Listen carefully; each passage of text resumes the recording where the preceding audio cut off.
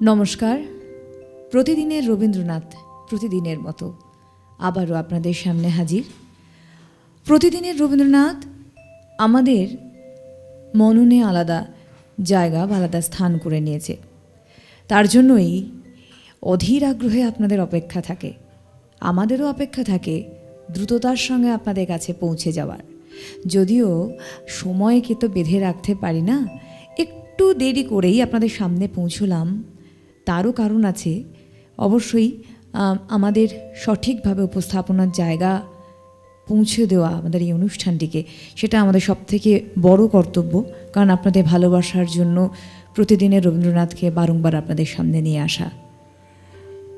তোমার কাছে বড় মাগি, মরণ হতে যেন জাগি গানের সুরে।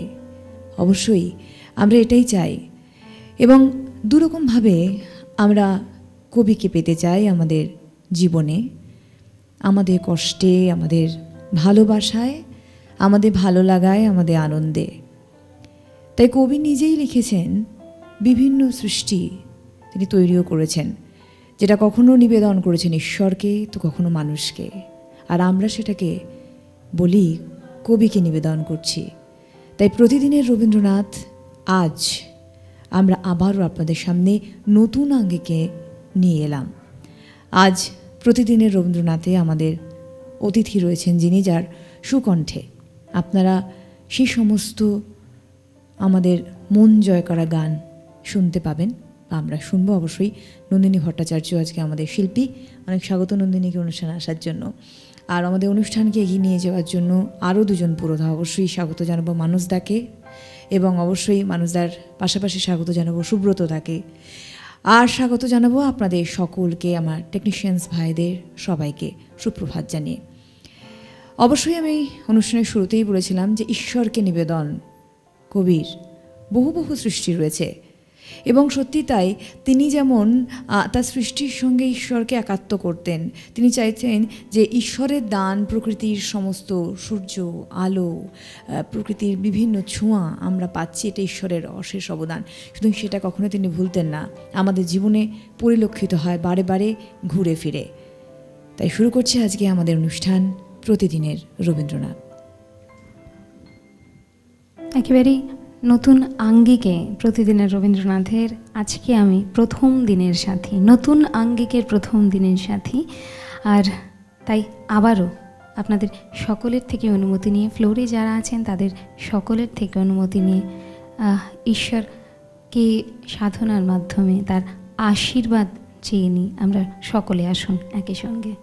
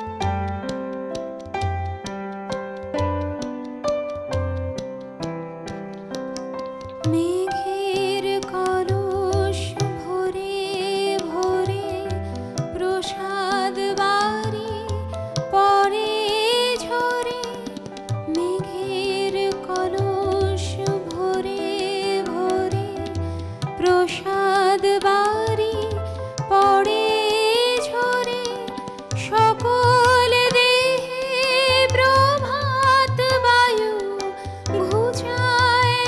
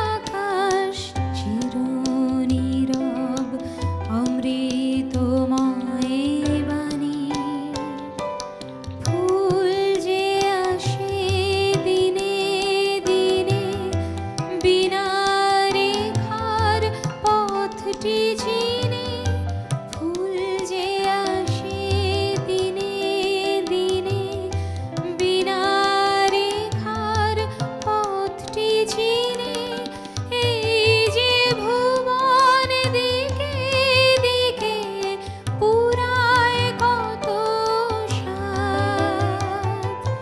তোমার আশীর্বাদ হে প্রভু, তোমার আশীর্বাদ সারা জীবন দিল আলো, সূর্য গ্রহ চাঁদ। তোমার আশীর্বাদ হে প্রভু, তোমার আশীর্বাদ সারা জীবন দিল আলো, সূর্য গ্রহ চাঁদ।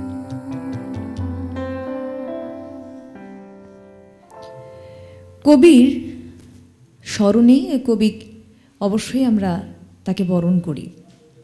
প্রতিদিনের রবীন্দ্রনাথ আজ আমরা সার্থকতার সঙ্গে চেষ্টা করছি এগিয়ে নিয়ে যাওয়ার, আপনাদের ভালোবাসায়, আপনাদের সহযোগিতায়, যেটা বারংবার বললেও বোধ হয় কম বলা হয়। প্রতিদিনের রবীন্দ্রনাথে আপনাদের ভালোবাসার ছোঁয়াতে আজ এই অনুষ্ঠান গোটা দেশের মাটি ছুঁয়েছে। তার কারণ দেশের বিভিন্ন প্রান্ত থেকে আমরা যখন সরাসরি কথা বলার জন্য আপনাদের সঙ্গে সেই ফোনের মাধ্যম দিয়ে আমরা কথা বলি, তাতে আমরা সত্যিই ভীষণ আপ্লুত, আমরা খুব আনন্দিত। ভালো লাগে যে আমাদের যে প্রচেষ্টা, সে প্রচেষ্টা অন্তত আমরা ছড়িয়ে দিতে পারছি দেশের বুকে। সত্যি এটা আমাদের অনেক বড় পাওয়া। যাই হোক, প্রতিদিনের রবীন্দ্রনাথ নতুন আঙ্গিকে আপনাদের সামনে আমরা বিভিন্ন তথ্য তুলে ধরি, নতুন নতুন আমাদের যতটুকু সময় হাতে আমরা পাই, তার মধ্যে আমরা আপ্রাণ প্রচেষ্টা চালাই যে কিছু নতুন তথ্য, কিছু জানার তথ্য, কিছু অজানা তথ্য, আবার কিছু তথ্য আপনাদের কাছ থেকে অবশ্যই আমরা পাই। তো আজকে প্রতিদিনের রবীন্দ্রনাথে যে নতুন তথ্য আপনাদের দিতে চলেছি, যে বিষয়টি আমরা আলোচনা করব, সেটি হচ্ছে ঠাকুরবাড়ির গিরীন্দ্রনাথ ও নগেন্দ্রনাথ। প্রিন্স দ্বারকানাথের বিলাসিতা প্রায় কিংবদন্তি পর্যায়ে পৌঁছে গিয়েছিল। সর্বজন বিদিত প্রিন্স দ্বারকানাথের বিলাসিতা কি পর্যায়ে ছিল। তার পুত্র গিরীন্দ্রনাথ, স্বাভাবিকভাবেই বলাই বাহুল্য যে বাবার একেবারেই বিলাসিতার জায়গা থেকে দাঁড়িয়ে যদি দেখা যায় বাবার মতোই ছিলেন গিরীন্দ্রনাথ। তার কারণ তার বিলাসিতা যে থাকবে সেটা তো বলাই বাহুল্য। তো গিরীন্দ্রনাথ বিলাসবহুল জীবনযাপন করতেন। ওই সময় যদিও ঠাকুর বাড়িতে কিন্তু বেশ অর্থের পসার ছিল। ঘরোয়া বলে একটি বইয়ে আমরা পাই অবনীন্দ্রনাথের লেখা। সে বইটিতে অবনীন্দ্রনাথ তার দাদু অর্থাৎ গিরীন্দ্রনাথ সম্বন্ধে লিখেছিলেন, দাদু বোট চড়তে খুব ভালোবাসতেন, বোটে ভ্রমণ করে, দ্যাট মিন্স নৌকো, তাতে ভ্রমণ করতে ভীষণ ভালোবাসতেন, তার খুব শখ ছিল। শখ এমন পর্যায়ে পৌঁছয় যে গিরীন্দ্রনাথ তার সেই শখকে তিনি বাস্তবায়িত করলেন। অর্থাৎ তিনি কিন্তু একটি সেই অভিনব নৌকো বানিয়ে ফেললেন। এবং সবথেকে বড় বিষয় হচ্ছে সেই নৌকোটির নামটি হচ্ছে পিনিস। পিনিস তৎকালীন সময় এমন কোনো পরিচিত যান কিন্তু ছিল না। তার কারণ হচ্ছে যেহেতু ফরমায়েশে, গিরীন্দ্রনাথের ফরমায়েশে এই নৌকোটি তৈরি করা হয়েছিল, এটির ধরনটা এরকম পাওয়া যায়, যেটা বিবরণ পিনিসের, সেটা হচ্ছে যে বজরা, আমরা সকলেই জানি বজরা এবং পানশির দুটোর সংমিশ্রণে একটা অদ্ভুত যান পিনিস। এবং এই পিনিসকে বানিয়ে কিন্তু গিরীন্দ্রনাথ ক্ষান্ত হননি। তার কারণ আমি অনুষ্ঠানের শুরুতেই বলেছি যে গিরীন্দ্রনাথ বিলাসবহুল জীবনযাপন করতেন, একদম স্বাভাবিক যেভাবে বাবা অভ্যস্ত ছিলেন। তো সেক্ষেত্রে পিনিসকে শুধু বানিয়েই ক্ষান্ত হননি, তিনি পিনিসের ভেতরের যে কারুকার্য সাজসজ্জা ছিল সেটা মানে চূড়ান্ত বিলাসিতার মানে পর্যায়ে আর কি।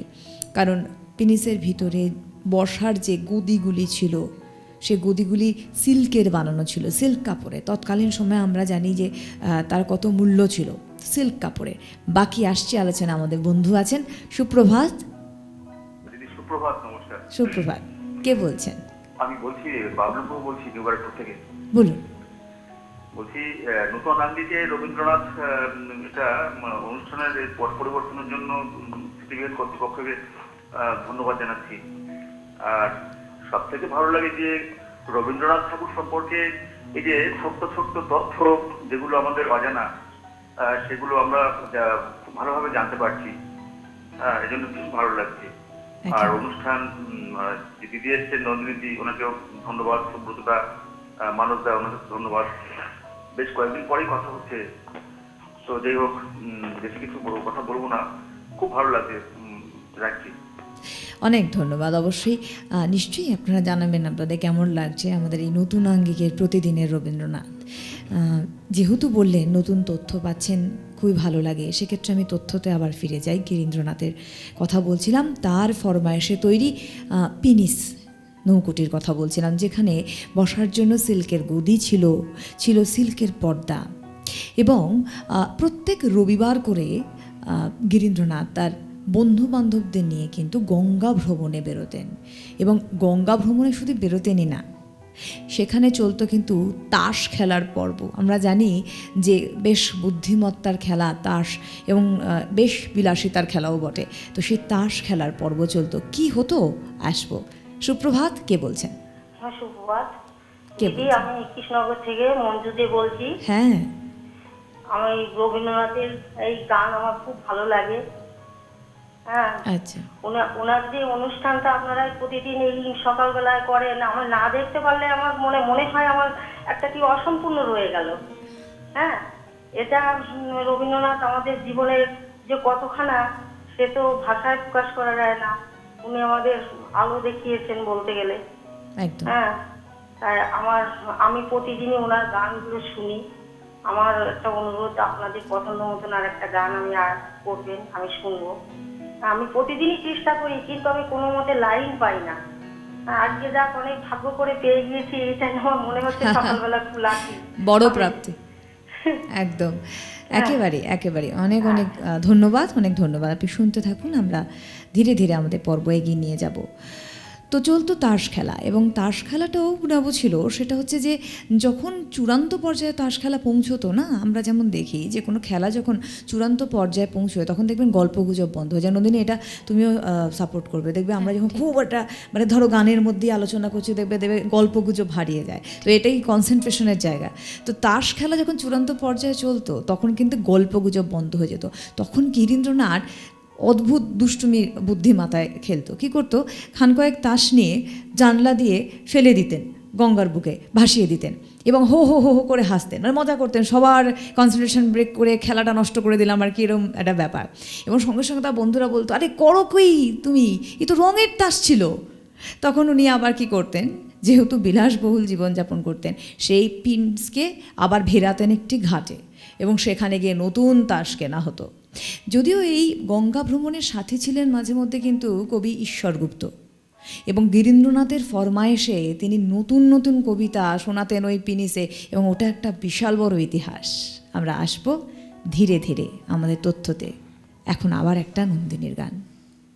তোমার মুখে গিরীন্দ্রনাথ ঠাকুরের বিলাসবহুল জীবন এবং একই সঙ্গে পিনিসের কথা শুনে ইচ্ছা করছে পিনিসে করে কোথাও ভেসে যাই। নাইবা থাকলো এখন প্রতিদিনের রবীন্দ্রনাথের ফ্লোরে কোনো নদী, কিংবা পিনিস নাইবা থাকলো, মনে মনে হারিয়ে যেতে তো মানা নেই। কবি তো নিজেই বলেছেন যে মনে মনে হারিয়ে যায় সবসময়।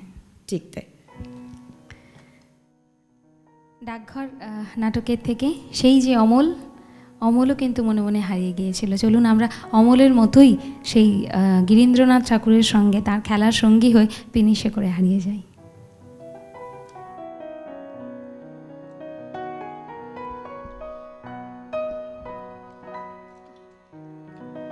কোথাও আমার হারিয়ে যাওয়ার নেই মানা, মনে মনে মিলে দিলেম গানের সুরের এই ডানা, মনে মনে। কোথাও আমার হারিয়ে যাওয়ার নেই মানা, মনে মনে মিলে দিলেম গানের সুরের এই ডানা, মনে মনে। কোথাও আমার হারিয়ে যাওয়ার নেই মানা, মনে মনে।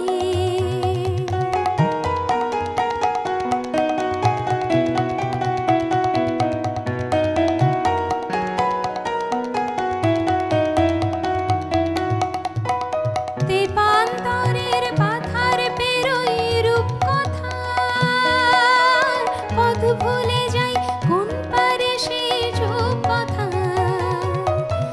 তেপান্তরের পাথার পেরোই রূপকথা, পথ ভুলে যাই দূর পারে কোন কথা। পারুল বনের চম্পারে মোর হয় জানা, মনে মনে। কোথাও আমার হারিয়ে যাওয়ার নেই মানা, মনে মনে মিলে দিলেম গানের সুরের এই ডানা, মনে মনে। কোথাও আমার হারিয়ে যাওয়ার নেই মানা, মনে মনে।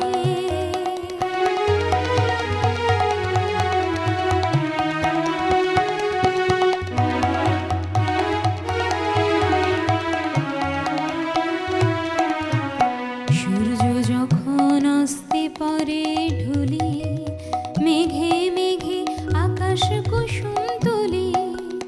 সূর্য যখন অস্তে পরে ঢুলি, মেঘে মেঘে আকাশ কুসুম তুলি। সাত সাগরের ফেনায় ফেনায় মিশে আমি যাই ভেসে দূর দেশে। সাত সাগরের ফেনায় ফেনায় মিশে আমি যাই ভেসে দূর দেশে। পুরীর দেশের বন্ধু দুয়ার দিহানা, মনে মনে। কোথাও আমার হারিয়ে যাওয়ার নেই মানা, মনে মনে মিলে দিলাম গানের সুরের এই ডানা, মনে মনে। কোথাও আমার হারিয়ে যাওয়ার নেই মানা, মনে মনে মিলে দিলেম গানের সুরের এই ডানা, মনে মনে। কোথাও আমার হারিয়ে যাওয়ার নেই মানা, মনে মনে। সত্যি তাই, কোথাও আমার হারিয়ে যাওয়ার নেই মানা, মনে মনে মেলে দিলেম গানের সুরের এই ডানা, মনে মনে। তবে মনে মনে যে গিরীন্দ্রনাথের কী কী ছিল তা ঠাউর করা খুব মুশকিল। গিরীন্দ্রনাথের অদ্ভুত অদ্ভুত খেয়াল মাথায় আসতো। কেমন খেয়াল? যখন তীব্র ঝড় উঠত কী করতেন গিরীন্দ্রনাথ? আসবো। সুপ্রভাত, কে বলছেন? সুপ্রভাত, আমি শ্রীময়ী, শিলিগুড়ি থেকে। হ্যাঁ শ্রীময়ী। প্রথমেই আপনাকে মানে যিনি সঞ্চালিকা রয়েছেন তাকে বলবো যে যদিও আপনি একেবারেই নতুন আর আমরা অনেক দিনের পুরনো শ্রোতা বন্ধু, তাই আপনাকে স্বাগত জানাই আমরা এই প্রতিদিনের প্ল্যাটফর্মে, প্রতিদিনের রবীন্দ্রনাথের অনেক প্ল্যাটফর্মে। ধন্যবাদ। আর অসাধারণ সঞ্চালনা এবং অসাধারণ প্রোনাউন্সিয়েশন, খুব স্মার্ট একটা ঝকঝকে ব্যাপার আপনার যে এই সঞ্চালনার মধ্যে দিয়ে উঠে আসছে। আমার নাম সুবর্ণা, আমি পরিচয় করিয়ে দিই শ্রীময়ী, আমার নাম সুবর্ণা। এবার থেকে সুবর্ণা বললে খুশি হব। একেবারে একেবারে আমার নামটা সঠিক জানা ছিল না, তবে আজকে একটু নন্দিনীর সাথেও কথা বলি। নিশ্চয়ই নন্দিনী, তুমি আমার ভীষণ প্রিয় শিল্পী, তোমার সাথে এর আগেও আমার কথা হয়েছে, তাই তুমি এলে ফোন না করে কিন্তু পারা যায় না। আর সত্যি সত্যি তোমার কণ্ঠে একেবারে মুগ্ধ হয়ে কিন্তু হারিয়ে গিয়েছি। ভীষণ ভালো লাগছে। আর তথ্য সম্পর্কে তো নতুন করে বলার কিছু নেই, নতুন নতুন তথ্য, তাতে নতুন ভাবে আমরা প্রতিদিন সমৃদ্ধ হই। ঠিক। প্রতিদিনের রবীন্দ্রনাথের পুরো ইউনিটকে একেবারেই ভীষণ ভাবে সুপ্রভাত, এবং অবশ্যই আপনারা সবাই ভালো থাকবেন, আমাদেরকে এইভাবে নতুন নতুন গান, নতুন নতুন তথ্যে সমৃদ্ধ করে যাবেন। এবং অবশ্যই সুব্রতদা আর মানসদা দুজনকেই কিন্তু আমার নমস্কার জানাই। একেবারেই আপনারা শ্রময় সকলে ভালো থাকবেন। পুরো ইউনিট পিসিআর এ যারা রয়েছেন, on camera, behind the camera, of camera, সকলকে অনেক ধন্যবাদ, অনেক ধন্যবাদ। আমার মনে হয় এই ফোনগুলো আমাদের খুব প্রয়োজন। আমি অনুষ্ঠানের শুরুতেই বলেছিলাম। তো যেটা বলছিলাম যে গিরীন্দ্রনাথের খেয়াল খুশির কথা, যখন ঝড় উঠতো না, আমরা কি করি, ঝড়ে নিজেদেরকে বাঁচানোর চেষ্টা করি। তো কিন্তু গিরীন্দ্রনাথ ভারী অদ্ভুত মানসিকতার মানুষ ছিলেন। যখন ঝড় উঠতো, উনি নৌকোর পাল তুলে দিতেন ঝড়ের মুখে। তার বন্ধুবান্ধবরা প্রচুর বারণ করতো, ওরে গিরি তুই এগুলো করিস না, বিপদ ঘটবে। কে শোনে কার কথা? এই ঝড়ের মুখে পিনিস ভিড়িয়ে পিনিস উল্টোলো না ডুবে গেল, কোনো তোয়াক্কাই ছিল না গিরীন্দ্রনাথের। প্রচণ্ড ঝড়ের মুখে পিনিস ছুটতো, তখন বলতে পারি উড়তো, হাওয়ার সঙ্গে কথা বলতো। আর গিরীন্দ্রনাথ পিনিসের ভেতরে জানলার পাশে বসে কবিতা লিখতেন। গিরীন্দ্রনাথ যাত্রা করতে খুব ভালোবাসতেন, আর গান বাঁধতেও খুব ভালোবাসতেন। তিনি কামিনী কুমার নামে একটি কাব্যগ্রন্থ লিখেছিলেন, এটি কাব্যোপন্যাস লিখেছিলেন। এবং তার শখের অদ্ভুত দিক ছিল, যেমন তিনি গান বাঁধতে ভালোবাসতেন, যাত্রা করতে ভালোবাসতেন, তেমনি আবার বৈজ্ঞানিক পরীক্ষা নিরীক্ষার প্রতিও কিন্তু তার প্রচুর শখ ছিল। আসবো। সুপ্রভাত, কে বলছেন? হ্যালো, নমস্কার। নমস্কার। হ্যাঁ, সুপ্রভাত। সুপ্রভাত। হ্যাঁ, আপনার সাথে আমাদের এই প্রথম পরিচয় হচ্ছে একদম সঞ্চালিকা হিসাবে। তো আজকে যে তথ্য বিষয় আছে, আমাদের তথ্যসূত্র, সেই ধরেই বলি যে রবীন্দ্রনাথ বিরাট এক যৌথ পরিবারের সন্তান। তার ভাই বোন সকলকে মিলেই তার থাকা। তো আমরা একটা কথা জানি যে বিগিনস অ্যাট হোম, মানে এই মানে যৌথ পরিবারে থাকতে থাকতে রবীন্দ্রনাথের মনে একটা কি বলবো যে বিশ্বমনা রবীন্দ্রনাথ বিশ্বকবি হয়ে উঠেছিলেন। যে তার উদার চরিতানন্দী বসুধৈব কুটুম্বকম, তা বলছেন যে দেশে দেশে মোর ঘর আছে, আমি সেই ঘর মরি খুঁজিয়া, বা বিশ্বজগৎ আমারে চাহিলে কোথায় আমার ঘর, আমার দেবতা আমারে জাগিলে কে মোর আত্মপদ, সেখানে আছে। তো তথ্যসূত্র আমরা আজকে জানবো, এই বিষয়ে আমাদের জানাটা কম রয়েছে। আজকে সিটিভিএন যে এই বিভিন্ন কি বলবো এভরি নুক অ্যান্ড কর্নার রবীন্দ্রনাথের জীবনের, ব্যক্তি জীবনের, সংসার জীবনের, কবি জীবনের, সাহিত্য জীবনের, এটা আমাদের কাছে উপস্থাপিত করেন। সেজন্য আমরা সিটিভিএনকে বারবার ধন্যবাদ জানাই। আর আপনি নূতন এসেছেন, আপনাকে আমরা স্বাগত জানাই। আর নন্দিনীর সাথে একটু কথা বলবো। আচ্ছা, সুপ্রভাত। হ্যাঁ, হ্যালো নন্দিনী। শুনছি, বলুন। আপনি বলেছিলেন যে যন্ত্রসঙ্গীত শিল্পীদের যে কিছু অনুষ্ঠান হবে, সেটার ব্যাপারে তুমি বলতে আমি নিজে উদ্যোগ নেব। আমিও এখন যে আমি আমার ইয়েটা রাখছি, আবেদন রাখছি, সেটা সিটিভেন কর্তৃপক্ষ নিশ্চয় শুনতে পাচ্ছেন। আমরা এই যে বৈচিত্র্য এসেছে, সঞ্চালিকা এসেছে, তাতে তোমাদের ভার কিছুটা কমেছে, তোমরা আরো স্পন্টেনিয়াসলি গানগুলি করতে পারছো। এবং আমরা সঞ্চালিকাও এই গান মানে আমরা বলি অ্যাঙ্কার, অ্যাঙ্কার মানে হচ্ছে কি নোংর করা, একদম ঠিক, কম্প্যাক্ট রাখা। জোয়ারের সময়, ভাটার সময় যেন জাহাজ বা নৌকো তার কোনো বিপত্তি না ঘটে। তাহলে এই যে আমাদের কলার আছেন, সঙ্গীত আছে, তথ্যসূত্র আছে, বিভিন্ন দিক আছে, অ্যাঙ্কাররা সেই কম্প্যাক্ট জিনিসটাকে সেটাকে ব্যবহার মানে কি বজায় রাখেন, সেজন্য স্বাগত। আর যন্ত্রসঙ্গীতে যারা রয়েছেন, দুই ডানা, হ্যাঁ, যেমন নর আর নারী, বাম আর ডান হাত, হ্যাঁ, সেই দুই ডানা আমাদের দুই যে এই অনুষ্ঠান থেকে নিয়ে যান করেন এবং কম্প্যাক্ট করেন, তাদেরকে আমার সশ্রদ্ধ অভিনন্দন জানাই। আর সিটিভেন কর্তৃপক্ষকে অনুরোধ করবো যেন আমাদের যন্ত্রসঙ্গীতের একটি অনুষ্ঠান, একক একবারে একদিনের অনুষ্ঠান থাকে মাঝে মাঝে, এই জন্য অনুরোধ জানাই। জয় রবীন্দ্রনাথ এবং লং লিভ সিটিভেন। ধন্যবাদ। নমস্কার। অনেক অনেক ধন্যবাদ মানসদা আর সুব্রতদা। প্রতিদিনের রবীন্দ্রনাথের ডান হাত আর বাঁ হাত কিন্তু অবশ্যই, আর এই দুই হাত না থাকলে আমরা কাজ করব কি করে, এগোবো কি করে, একদম বাস্তব কথা। তবে অবশ্যই চলে যাব আলোচনাতে। তো গিরীন্দ্রনাথের বৈজ্ঞানিক পরীক্ষা নিরীক্ষারও কিন্তু বিভিন্ন শখ ছিল, এবং সেই শখ না পূরণ শুধু এমনি এমনি শখ তা নয়। তার বাড়িতে একটি সুন্দর সুদৃশ্য লাইব্রেরি ছিল, এবং সেই লাইব্রেরিতে যতগুলো পদার্থবিজ্ঞানের বই ছিল উনি সব পড়ে নিয়েছিলেন। এবং আরেকদিন ওনার খেয়াল হলো যে উনি একেবারেই সকলের জন্য নববাবু বিলাস নামে একটি যাত্রা করবেন, এবং সেটা অবশ্যই হবে বাড়িতে। এবং শুধু সেই ভাবনা না, নববাবু বিলাস যাত্রায় অভিনয় করবেন তারই পরিবারের সদস্যরা, এটাও তার মনে ইচ্ছা ছিল। সেই সময় ঠাকুর পরিবারে যাতায়াত করতেন গিরীন্দ্রনাথের ভাগ্নে ঈশ্বর মুখার্জি। তো যথারীতি একদিন ঈশ্বরকে ডেকে গিরীন্দ্রনাথ বললেন, ঈশ্বর, তোমায় কিন্তু বাবু এই যাত্রাতে অভিনয় করতে হবে, এবং তাও কি অভিনয়, কি চরিত্রে? দারোয়ানের চরিত্র অভিনয় করতে হবে। তাই একেবারেই তুমি কিন্তু ভাইয়া আজ থেকেই দাড়ি রাখতে শুরু করো। অবশ্যই গিরীন্দ্রনাথের মন ছিল উদার। তিনি চেষ্টা করতেন সবসময় সকলকে নিয়ে তার বিলাসিতার, তার আনন্দের মধ্যে সাথী করতে। আবার নন্দিনীর কাছে ফিরে যাব। আমি খুব মন দিয়ে শুনছিলাম তুমি যে পাঠ করছিলে। তবে বলি, যে জায়গাটা তুমি পিনিশের কথা বলছিলে, যে ঝড়ের সঙ্গে এগিয়ে নিয়ে যাওয়ার কথা বলছিলে, দেখো আর রবীন্দ্রনাথ ঠাকুরের সঙ্গে গিরীন্দ্রনাথ ঠাকুর এবং নগেন্দ্রনাথ ঠাকুর, তারা তো ঠাকুরদার সম্পর্ক।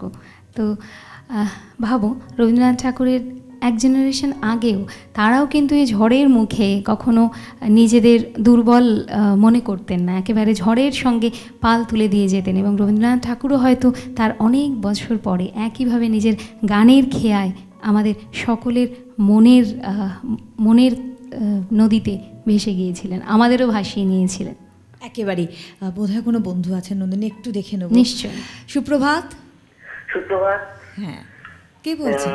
আপনাকে এবং নন্দিনীকে সুপ্রভাত, এবং সহশিল্পী এবং ক্যামেরার সামনে পিছনে যারা আছেন সকলকে সুপ্রভাত জানাই। কে বলছেন? সুবর্ণা ম্যাম, আপনার সাথে আগে উত্তর বাংলাতে কথা হয়েছে। আচ্ছা আচ্ছা। আমি প্রতীক বলছি, বেলডাঙ্গা থেকে। আচ্ছা প্রতীক, বলো ভাই। একটু অনুষ্ঠানের কথায় আসি। নিশ্চয়। ছোটবেলা থেকেই আহা কি আনন্দ আকাশে বাতাসে থেকে আজ 18 দোরগোড়ায় দাঁড়িয়ে বারে বারে যে গান প্রেরণা দেয়, আমরা নূতন যৌবনেরই দূত। এইখানেই মনে হয় এই অনুষ্ঠানের সার্থকতা, প্রতিদিনের রবীন্দ্রনাথ। আমরা জীবনের প্রত্যেক স্তরে সব সময় রবীন্দ্রনাথকে ধরা দিই। নতুন আঙ্গিকে বেশ ভালোই লাগছে অনুষ্ঠান, আর তথ্য সমৃদ্ধ অনুষ্ঠান আলাদা মাত্রা দেয়। একটু শিল্পী দিদির সঙ্গে কথা বলি। একদম। আচ্ছা বলো প্রতীক। নন্দিনী ভট্টাচার্য মানে একটু অনুষ্ঠানের মাত্রাটা একটু বেড়ে যায়। খুব সুন্দর। দুটো গানের রিকোয়েস্ট করি। বলো। আমি কেবলই স্বপ্ন করেছি বসন, আর আমার সোনার হরিণ চাই। বাহ, অনেক ধন্যবাদ। তবে নন্দিনী একটি গানের দোরগোড়ায় রয়েছেন, খুব সুন্দর তার উপস্থাপনাটা করলেন নন্দিনী। হ্যাঁ একেবারেই।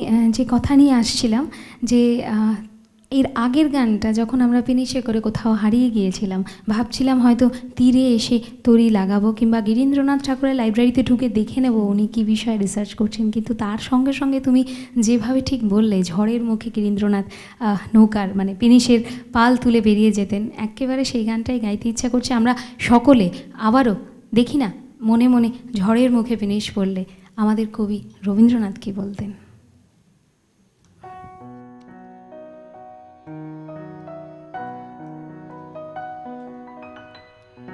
তোমার খোলা হাওয়া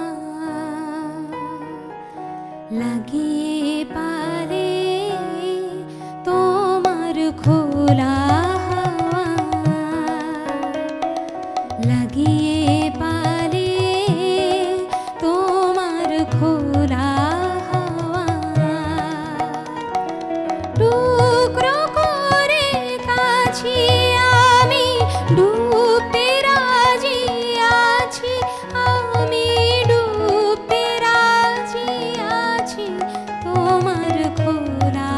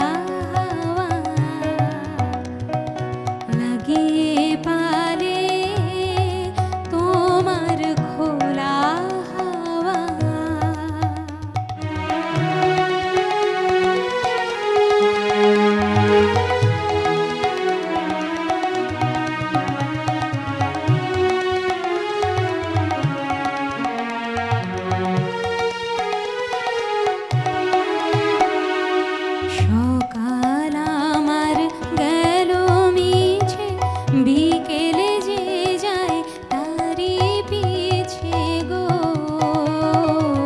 সকাল আমার গেল মিছে, বিকেলে যে যায় তারি পিছে গো, রেখো না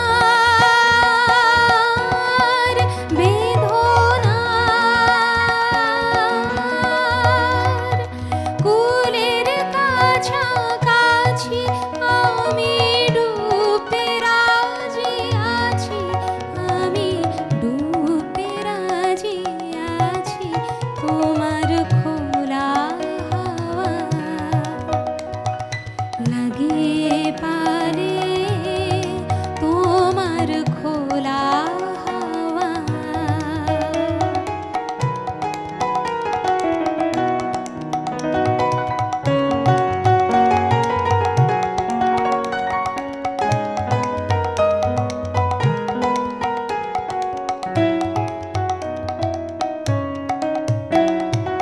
মাঝির লাগিয়ে আছি জাগি সকল রাত্রি বেলা, ঢেউগুলো যে আমায় নিয়ে করে কেবল খেলা, মাঝির লাগিয়ে আছি জাগি সকল রাত্রি বেলা, ঢেউগুলো যে আমায় নিয়ে করে কেবল খেলা, ঝড়কে আমি করব মিতে, ডরব না তার ভ্রুকুটিতে,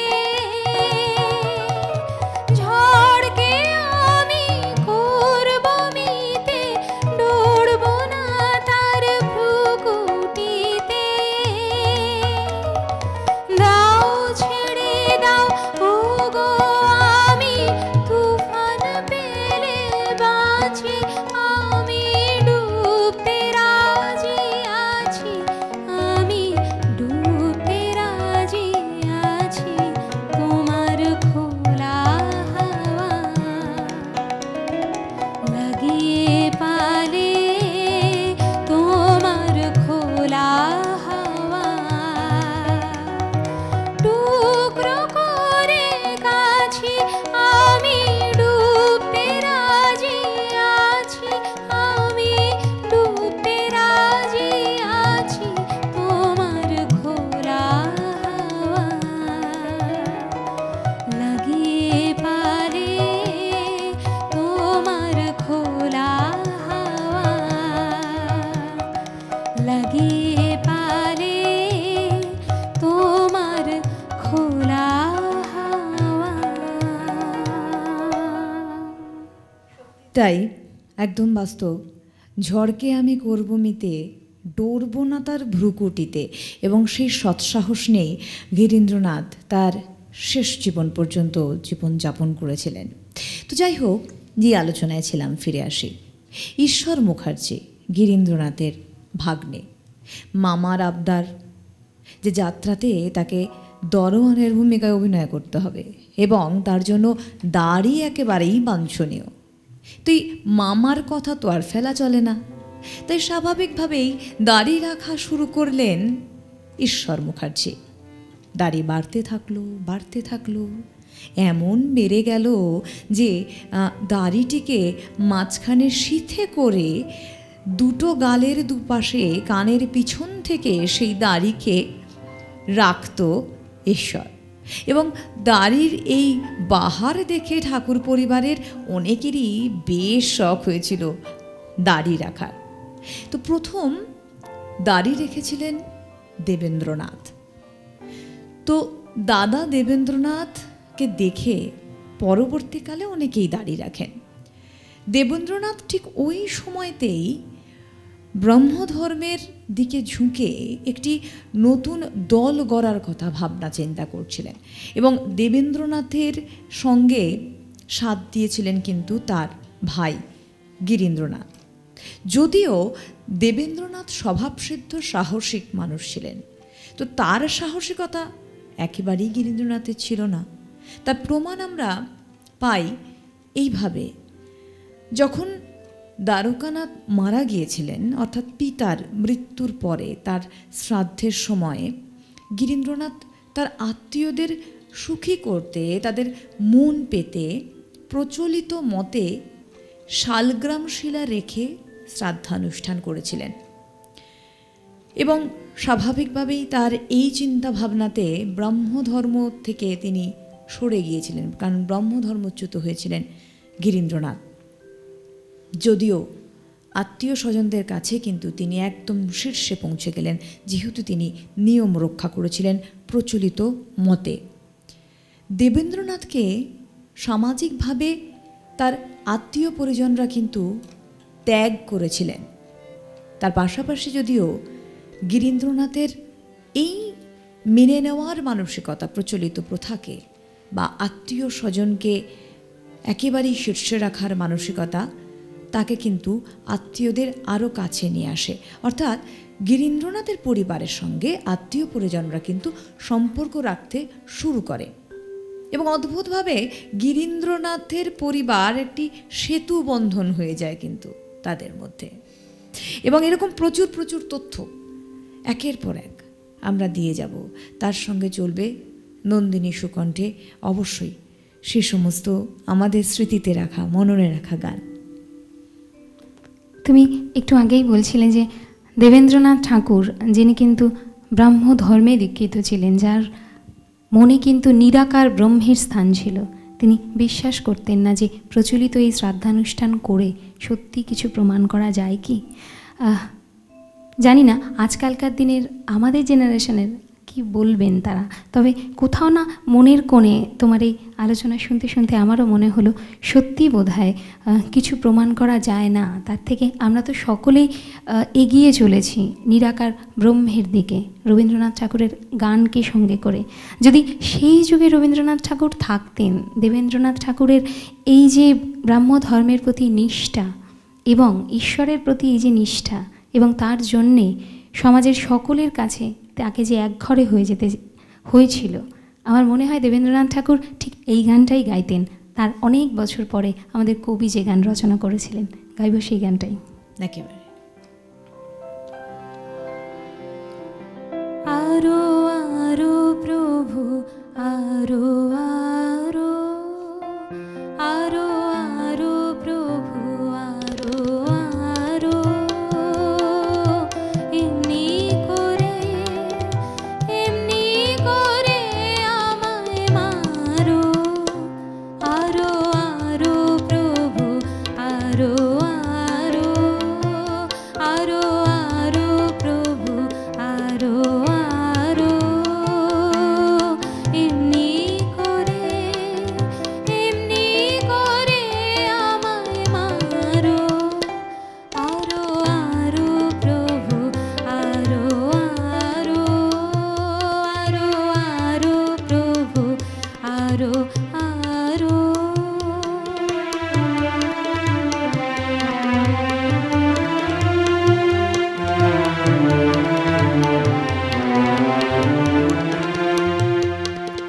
লুকিয়ে থাকি আমি, পালিয়ে বেড়াই, ধরা পড়ে গেছি আর কি এড়াই। লুকিয়ে থাকি আমি, পালিয়ে বেড়াই, ধরা পড়ে গেছি আর কি এড়াই। যা কিছু আছে সব কারো কারো, আরো আরো প্রভু আরো আরো,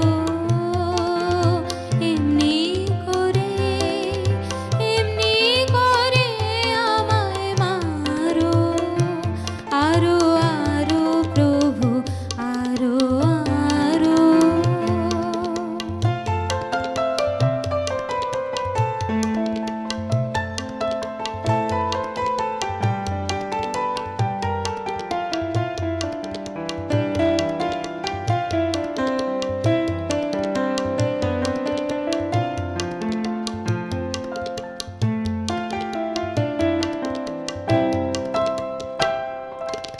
এবার যা করবার তা সারো সারো, আমি হারি কিংবা তুমি হারো।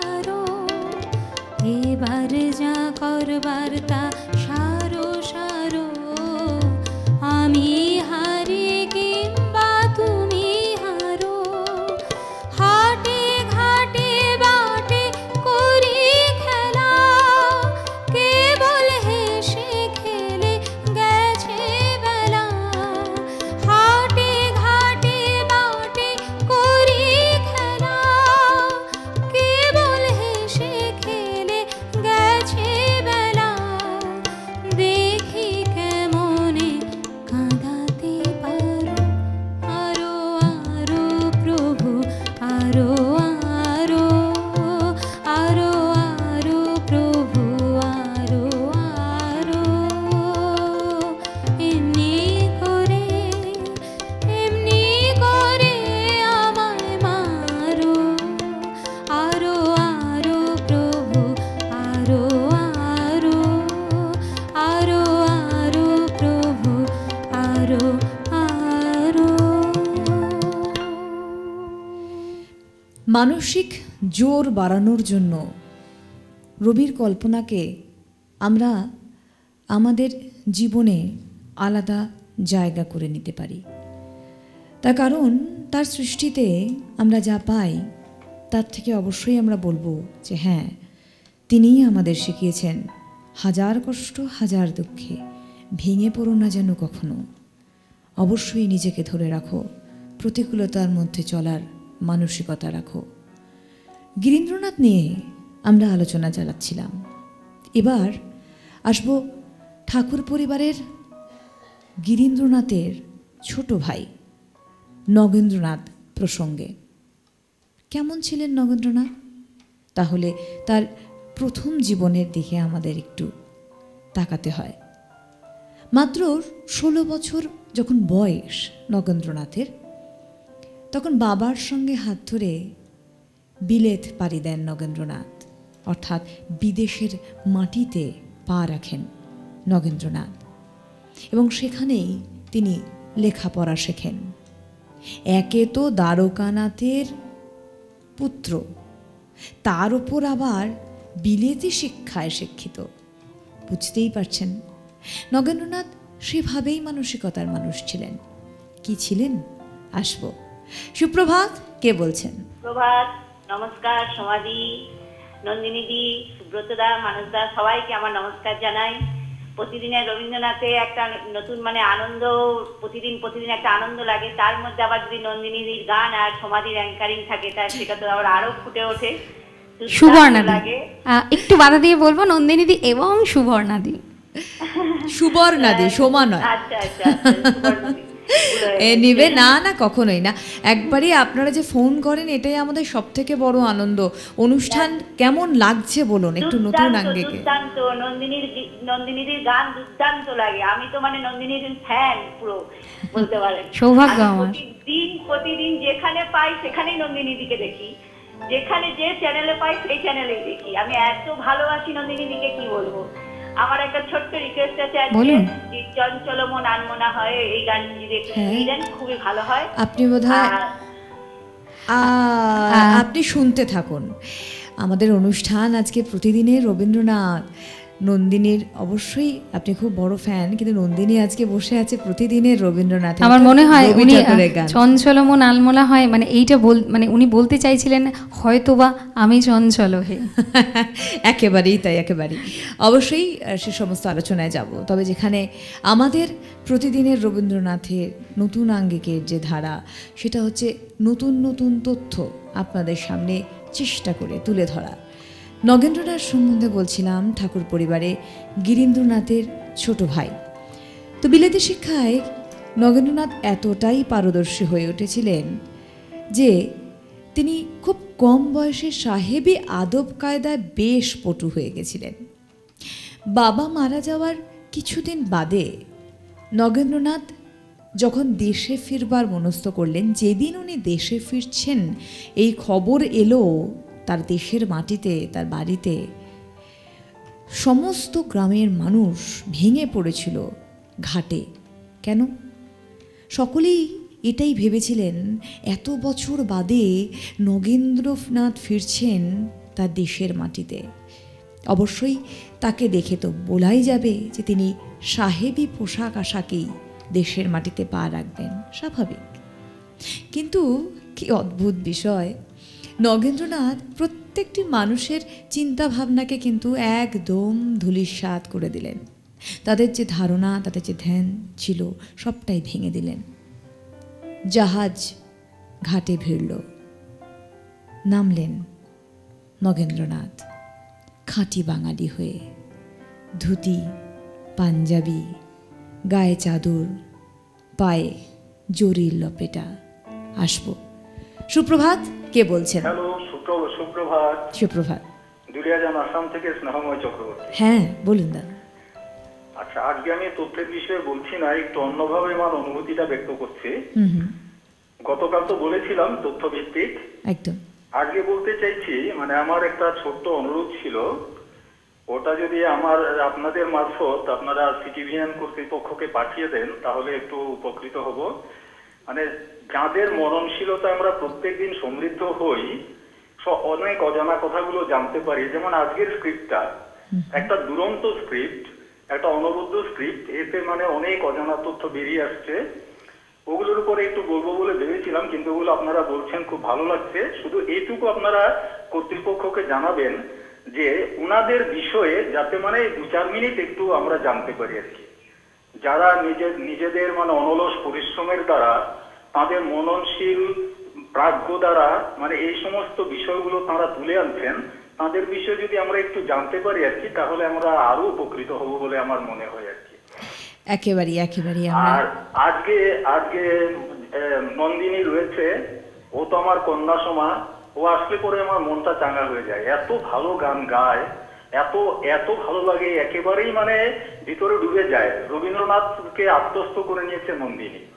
আর আজকে দেখুন, মানে প্রকৃতি আর পুরুষের অপূর্ব একটা সমাহার। একদিকে মানস দা, সুব্রত দা, একদিকে সুবর্ণা এবং নন্দিনী, অপূর্ব সমাহারে আজকের অনুষ্ঠানটা মানে একেবারে একটা চেতনাতীত রাজ্যে চলে গেছে। আর সাথে গিরীন্দ্রনাথ এবং নগেন্দ্রনাথ তো রয়েছেনই। অপূর্ব লাগছে, অপূর্ব। আপনি শুধু এই বার্তাটা পাঠিয়ে দেবেন, আমি বাধিত হব। নিশ্চয়ই, অবশ্যই আমরা এই বার্তা পাঠিয়ে দেব আমাদের কর্তৃপক্ষকে। আবার ফিরে আসি নগেন্দ্রনাথ প্রসঙ্গে। তো যাই হোক, নগেন্দ্রনাথ সকলের কিন্তু চোখ ধাঁধিয়ে দিলেন। পরনে ধুতি, পাঞ্জাবি, গায়ে চাদর, পায়ে জরির লপেটা। কোথায় গেল সাহেবী পোশাক আশাক, কোট, টাই, ট্রাউজার?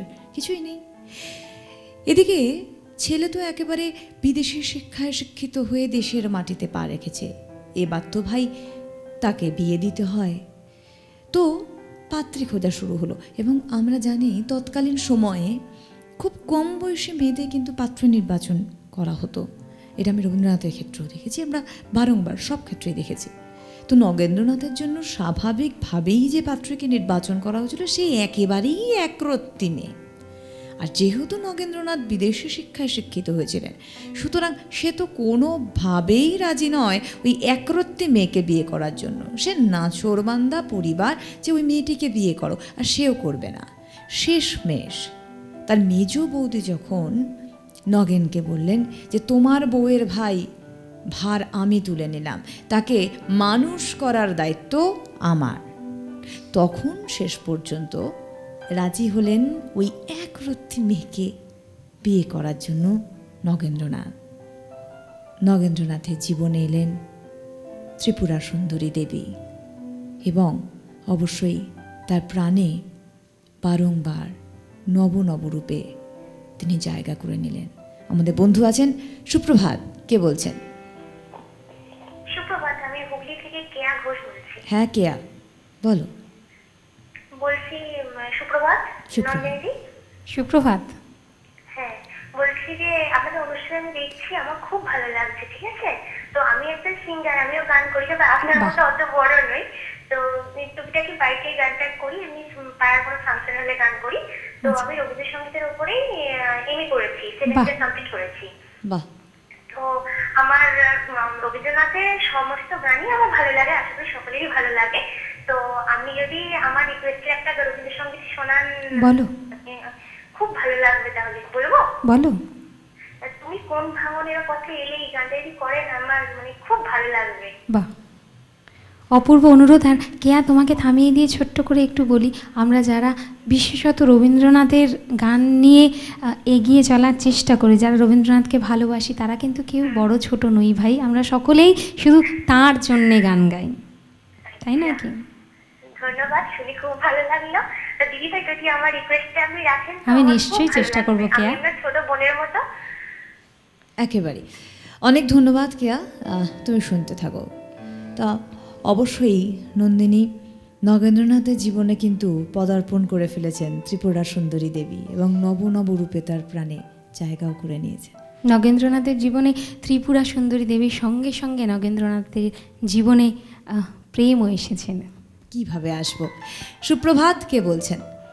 Good morning. মর্নিং।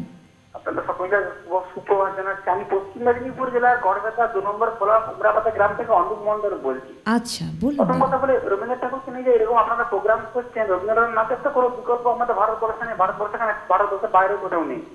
তো সেরকম প্রোগ্রাম করে আপনারা যে করছেন, তার জন্য সিটিভির ক্লাসকে আমি খুব ধন্যবাদ জানাচ্ছি আর কি। হ্যাঁ, আর 2 নম্বর হচ্ছে গানটা গাইছেন না দিদি, এত ভালো লাগছে যে আপনাকে আমি বলে বুঝতে পারবো না।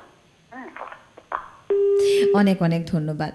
হ্যাঁ, এবার নন্দিনীর দিকে চলে যাব। আমরা চলে যাই ঠিক সেই ফেজটা, নগেন্দ্রনাথ ঠাকুরের জীবনের সেই অধ্যায়, যে জীবনের প্রেম হয়ে ত্রিপুরা সুন্দরী দেবী তার জীবনে প্রবেশ করেছিলেন। যদিও রবীন্দ্রনাথ ঠাকুরের একেবারে ঠাকুরদা সম্পর্ক নগেন্দ্রনাথ ঠাকুর, তবুও সেই যুগে যদি রবীন্দ্রনাথ ঠাকুর জন্মাতেন, তবে কি তিনি তার ঠাকুরদার উদ্দেশ্যে এবং তার ঠাকুমা ত্রিপুরা সুন্দরী দেবীর উদ্দেশ্যে লিখতেন না, ভালোবেসে সুখী নিভৃত যতনে? নিশ্চয়ই লিখতেন। তাই সেই গানটাই গাইব, এবং আপনাদেরও যারা দর্শক বন্ধু, যারা শ্রোতা বন্ধু রয়েছেন আমার, তাদের সকলকেই ঠিক কৃতজ্ঞতা জানাবো এইভাবে আমার নামটি আপনাদের মনে লিখে রাখার জন্য। চলে যাব সেই গানে। একদম।